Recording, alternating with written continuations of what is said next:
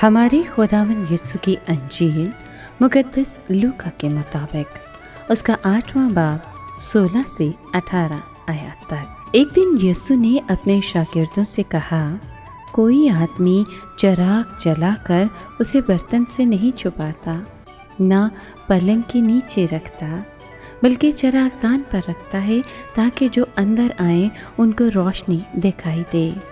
क्योंकि कोई चीज़ पोशीदा नहीं जो ज़ाहिर ना की जाए, और ना छुपाई गई है जो जानी ना जाएगी और ज़हूर में ना आएगी।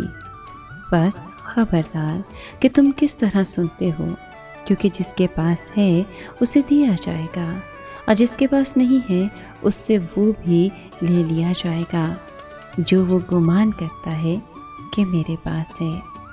पाक कलाम के पढ़े और सुने जाने पर खुदा उनकी बरकत हो, खुदा का शुक्र हो।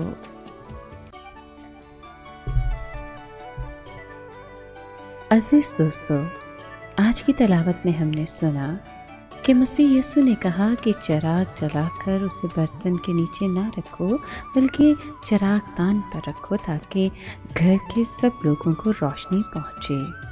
पहली सदी में चिराग मिट्टी से बना एक बर्तन होता था जिसमें एक सूत की डोरी होती थी। इसे जलाने के लिए चिराग में तेल डाला जाता था। इस चिराग को लकड़ी या लोहे के चिरागदान पर रखा जाता था ताकि घर के सब लोगों को रोशनी पहुँचे। लोग चिराग जलाकर इसे पैमाने के नीचे नहीं रखते ताकि उसकी रोशनी कैद होकर रह जाए। मसीह यीशु भी इसी मिसाल के ज़रिए ये नहीं चाहता है कि उसके शागिर्द सच्चाई की रोशनी को पैमाने के नीचे छुपा कर रखें।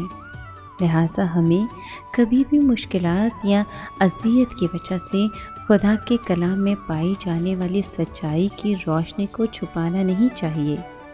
इसका मतलब है कि हमें इस रोशनी को अपने तक महदूद नहीं रखना चाहिए।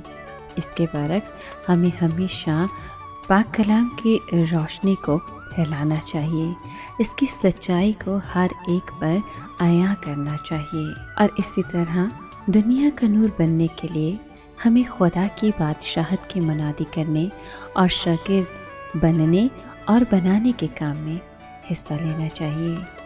ए खुदावंद, हम तुझसे दुआ करते हैं कि तू हमें अपने जलाल के लिए इस्तेमाल कर। आमीन।